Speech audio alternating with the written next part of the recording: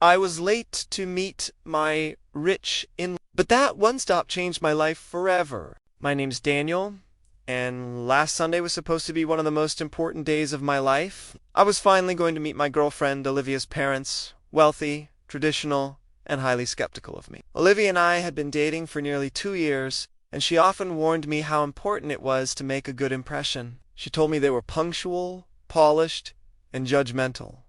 Naturally, I planned everything down to the second, but life had other plans. I left the house early, dressed in my best navy suit, carrying a small bouquet for her mother. Olivia had made a reservation at an upscale restaurant. I was supposed to meet them there at 1 p.m. sharp. Traffic was smooth, and I was actually ahead of schedule. As I approached the final stretch near the restaurant, I noticed a car stopped awkwardly by the side of the road. Smoke billowed from under the hood, and next to it stood an elderly woman, waving at passing cars. Something in me hesitated. I glanced at the clock. I had 20 minutes. Plenty of time, I thought. I pulled over. The woman looked relieved as I approached. Her name was Mrs. Hayes. Her phone had died, and she had no way to call for help. I checked her engine. Her radiator had overheated. I offered her water, helped her call a tow truck from my phone, and stayed to make sure she was safe. By the time help arrived, 40 minutes had passed. I was now officially late. I called Olivia, my voice tight with panic. She answered immediately, her voice low and tense. "Where are you?" she whispered. I explained what happened, but her reaction wasn't what I expected. "You helped a stranger?" she hissed. "My parents are furious." Daniel, I could hear her father's voice in the background, asking, "Doesn't he respect our time?" I felt my stomach drop. "I'm on my way," I said, but I already knew this would not go well. When I arrived at the restaurant, they were already seated. Olivia avoided eye contact. Her father, Mr. Whitmore, looked me over with a frown. Her mother pursed her lips. I apologized sincerely and told them what had happened. "You expect us to believe that?" Mr. Whitmore asked. "That you stopped for an old woman on the way to meet us?" I was stunned. "Yes, sir." "I did what I thought was right." Olivia's mother raised an eyebrow. "And you think that shows good judgment?" The rest of the lunch was excruciating. Every comment felt like a test. I was failing. Mr. Whitmore questioned my job, my background, even my table manners.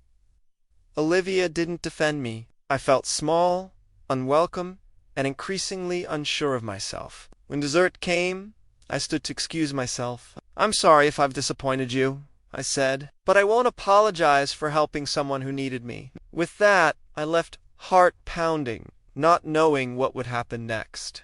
That night, Olivia came to my apartment. Her eyes were red from crying. "They think you're not serious," she said quietly. "They think you're not polished enough? That you're reckless?" I laughed bitterly for doing the right thing. She looked torn. "I told them I loved you, that you're the kindest man I know, but they're not convinced." My chest tightened. "And are you?" She didn't answer right away. That pause said everything. The next day, I got a knock at my door. It was Mrs. Hayes, the woman I'd helped. She held a small gift basket and a thank you card. "You stayed when no one else would," she said. "I found your address through the towing company. I wanted to thank you properly." We chatted for a bit, and she asked why I'd been dressed so formally. I told her the story. Her eyes lit up. "Wait, Whitmore? Olivia Whitmore?" I nodded. She smiled mysteriously. "I know her father. Turns out Mrs. Hayes used to be Mr. Whitmore's high school teacher. Not only that, but her husband had once helped the Whitmore family during a hard time in business. He used to have more humility," she said softly. "Maybe it's time to remind him." I didn't know what she meant, but I thanked her again and watched her leave. 2 days later, I got a call from Olivia. "My dad wants to talk to you," she said. He sounded different.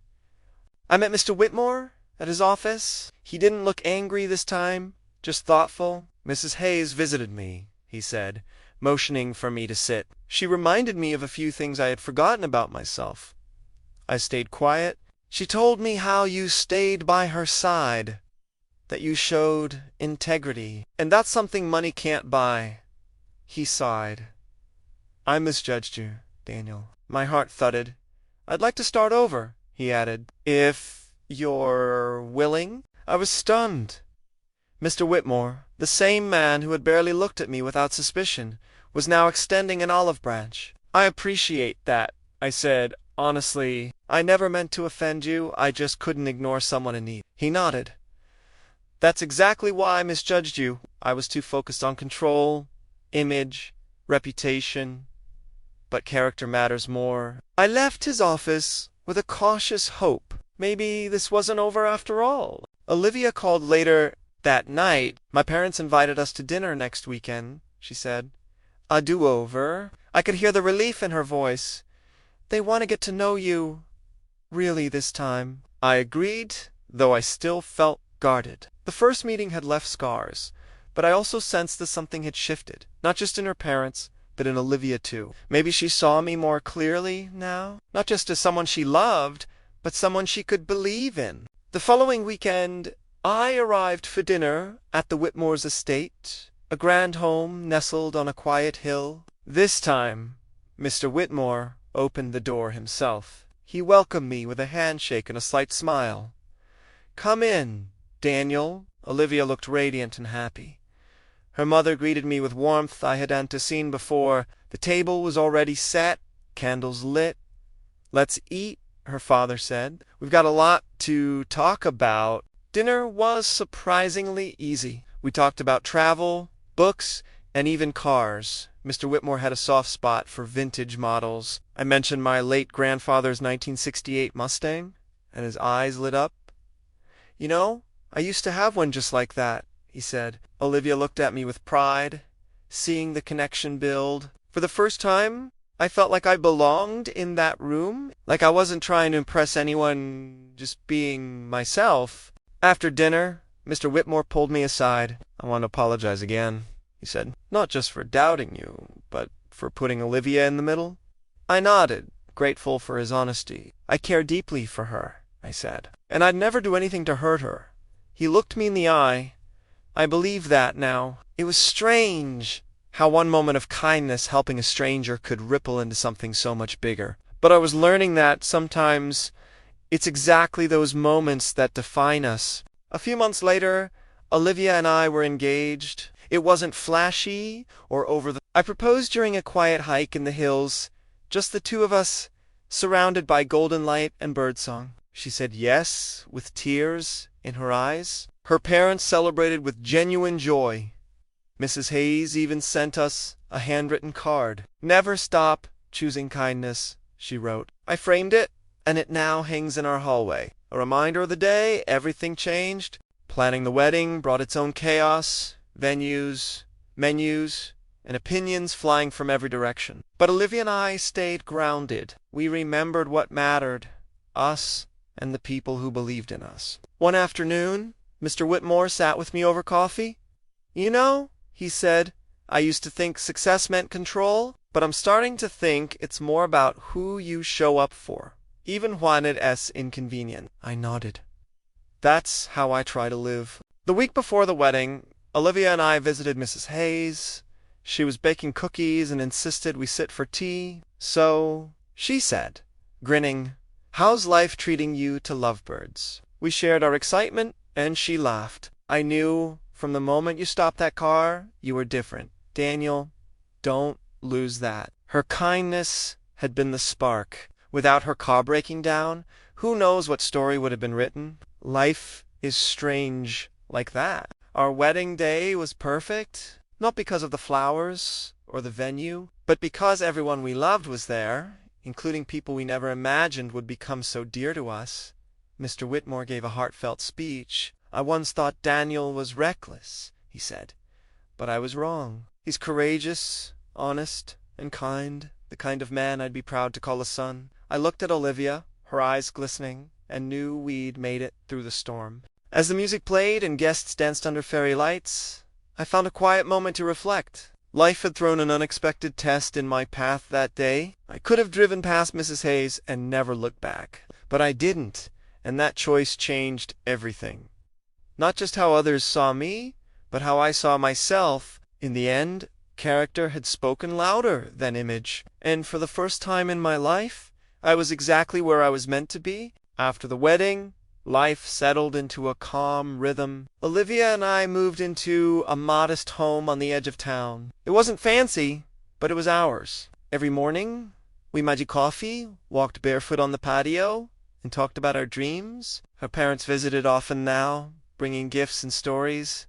Mr. Whitmore even helped me renovate the garage. "If you're going to keep fixing strangers' cars," he joked, "you need proper tools." One afternoon, I saw an old pickup truck broken down near the same spot where I had helped Mrs. Hayes Desiavu hit me hard. I pulled over, and the man looked up, confused but grateful. "Nobody stops anymore," he said. Well, I smiled. Someone stopped for me once, and it changed my life. As I fixed his engine, I realized how a single moment of kindness can echo years into the future. We never know who will inspire by simply doing the right thing. A few months later, Olivia surprised me with news. She was pregnant. I was speechless, overwhelmed with joy and fear all at once. We danced in the kitchen that night, laughing and crying. When we told her parents, they hugged us tightly. Mr. Whitmore's eyes even welled up. "You're going to be a great father, Daniel," he said. I wasn't sure if I'd be perfect, but I knew I'd show up, just like I had that day on the road. We spent weekends turning the guest room into a nursery. Pale green walls, clouds painted on the ceiling, little shelves for books. Olivia read aloud to the baby every night. I built a rocking chair, even though ED never used a hammer before our garage projects. Every nail I drove in, I thought about the journey we'd taken. How close I came to being dismissed, ignored, forgotten, all because of one decision to stop and help. Mrs. Hayes became a regular part of our lives. She came over for Sunday lunch, brought pies, and told our child fairy tales with her soft, crackling voice. "I never had grandkids," she once told Olivia, "but if I could choose, yours would be mine." Her words stayed with us. Her kindness had given me more than I ever imagined. Not just acceptance from Olivia's family, but a deeper sense of community and purpose I didn't know I was missing. When our daughter was born, we named her Grace, not just for the beauty of the word, but for what it represented. The grace that had found us in unexpected ways. The grace that had soft judgments, built bridges, healed old wounds. Mr. Whitmore held Grace in his arms and whispered, "She's going to do great things." I smiled. "Only if we teach her how." And I knew the best way to do that wasn't just by telling stories, it was by living them. Life wasn't always smooth. There were hard months, sleepless nights, moments when Olivia and I disagreed or felt stretched thin, but we never forgot how it all began. That moment of choice. That engine by the roadside, it grounded us. It reminded us of who we wanted to be, people who didn't look away, who showed up, who believed that even small acts of kindness could reshape the future. And that became the legacy we built our home on. As Grace grew, we told her the story again and again. "Daddy was late to dinner," Olivia would say, because he helped a stranger. Grace would always gasp and say, "That's so cool." She believed her dad was a hero, and I tried to live up to that. Not with grand gestures, but with little things.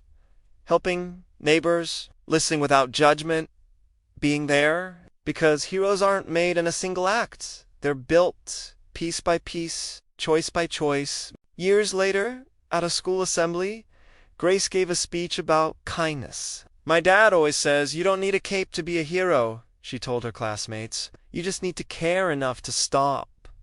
Tears welled up in my eyes. She understood. She carried the story, not as a tale from the past, but as a guide for her future. And I knew then everything had been worth it. The awkward dinner, the suspicion, the judgment, because in the end, love had won. And that's how a broken down car changed everything. From rejection to belonging, from doubt to legacy. Sometimes the world tells you to rush, to impress, to perform. But the real magic, it happens when you slow down, when you carry, when you choose people over appearances. I was late to dinner that day, but I was right on time for the life I was meant to live. A few years later, a journalist heard our story through Mrs. Hayes, who had submitted it anonymously to a local human interest column. One crisp autumn morning, a young reporter knocked on our door. She wanted to hear everything from the roadside encounter to the dinner disaster to the family we'd built. I hesitated at first, but Olivia squeezed my hand. "Maybe someone else needs to hear it too," she said. So I told her everything. The article was published a week later with the headline, "Late to Impress, Early to Carry, a True Love Story Begins on the Side of the Road." I didn't expect much attention, but the response was overwhelming. Messages poured in from strangers thanking me for reminding them that kindness still existed, from people who said they had decided to help someone that day because of our story.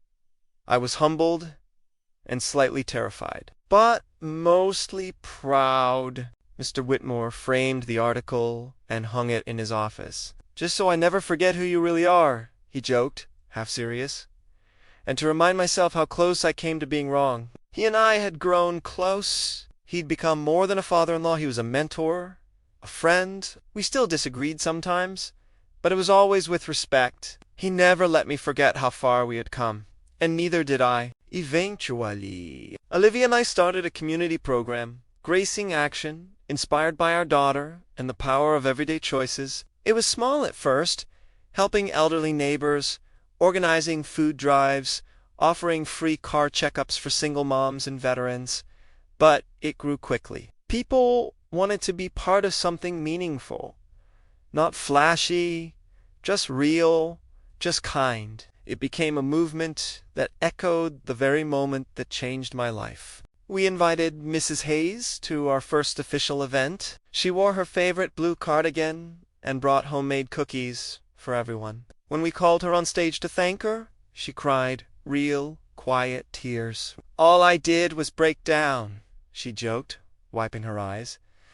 "And now look what's been built from it." The crowd gave her a standing ovation. In that moment I realized this wasn't just my story. It was hers, Olivia's, Grace's, all of ours. There were setbacks. One winter, vandals broke into our community center. They destroyed equipment, slashed tires, sprayed cruel words on the walls. I was furious, heartbroken, but instead of backing down, the neighborhood volunteers painted over the graffiti, donations poured in, and a local artist offered to create a mural. The final piece read, "Kindness is louder than hate." It became our motto, a battle cry. Through the years, Grace grew into a thoughtful, strong young woman. She started volunteering early, mentoring younger kids and organizing drives herself. She dreamed of being a social worker. "I want to be there for people," she said, "the way people were there for you, Dad." And every time she said that, I saw myself on that road again, scared, late, unsure, but choosing to stop anyway. That moment still echoed through everything. On our 20th wedding anniversary, Olivia and I renewed our vows in the backyard with fairy lights and laughter and the smell of fresh flowers. Mr. Whitmore gave a speech that had everyone in tears. "Some people marry rich," he said, raising a glass, "but my daughter married someone far more valuable." Olivia kissed my cheek and whispered, "You're still my favorite mechanic." I smiled. Some things never change. One evening, I sat with Mrs. Hayes on our porch. She was older now, slower, but sharp as ever. "Do you ever wonder what would have happened if I hadn't broken down?" she asked. I thought for a moment. I probably would have still been late. I chuckled. She laughed, then grew quiet. "Never underestimate what inconvenience can create," she said softly. "Sometimes being delayed is the only way to find what matters most." And she was right. Looking back, I realized our story wasn't extraordinary because of wealth, or grand gestures, or perfect timing. It was special because it reminded people of something simple and true. Compassion matters.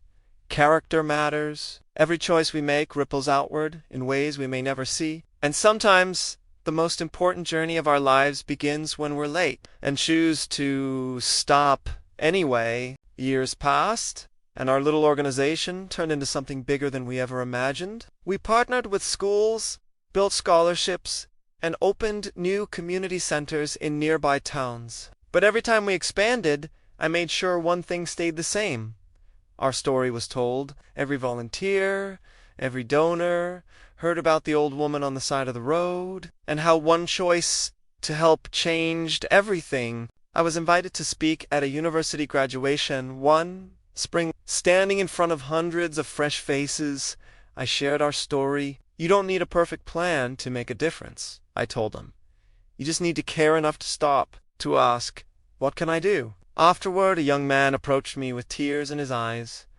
My dad left, he said, but your story gave me hope. Maybe I can still build something good. I believed him. Our daughter Grace eventually went off to college, and the house felt quiet without her. But every phone call from her was filled with the same passion that had shaped her childhood. "Dad," she said one night, "I helped a woman today who reminded me of Mrs. Hayes." She cried when I stayed with her until help came.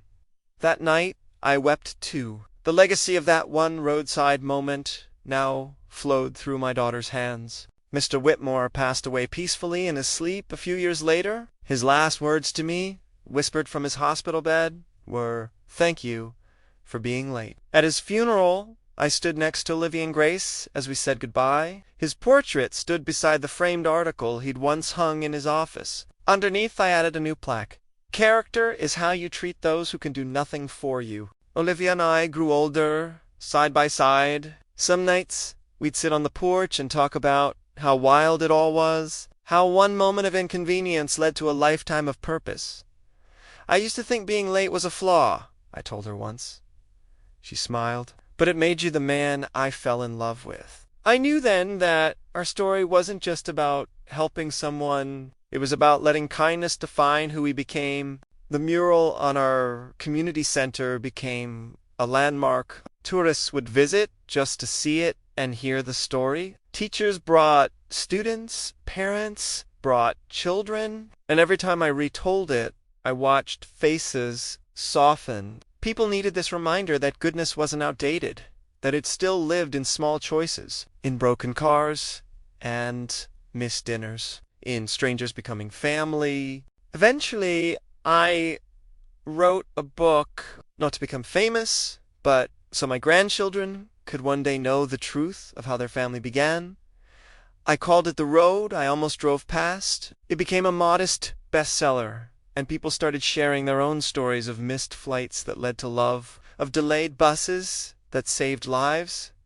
Our story was no longer just ours. It belonged to anyone who dared to pause for someone else. In our final years, Olivia and I retired from day-to-day organizing, but stayed involved as advisors. New leaders rose up, inspired by the same values. One of them, a young woman named Lena, told me, "Your story changed my life. I used to be afraid of doing the wrong thing. Now I'm afraid of doing nothing." That's when I knew the message would outlive us. I'm writing this now from my study, where the framed photo of Mrs. Hayes and Grace sits beside the article that started it all. If someone finds this one day, I hope it reminds them, not all delays are mistakes.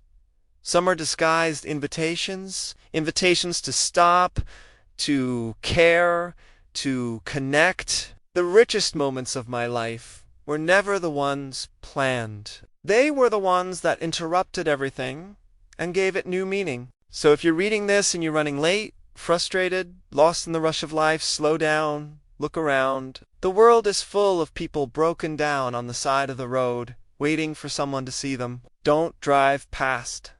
Stop. Help.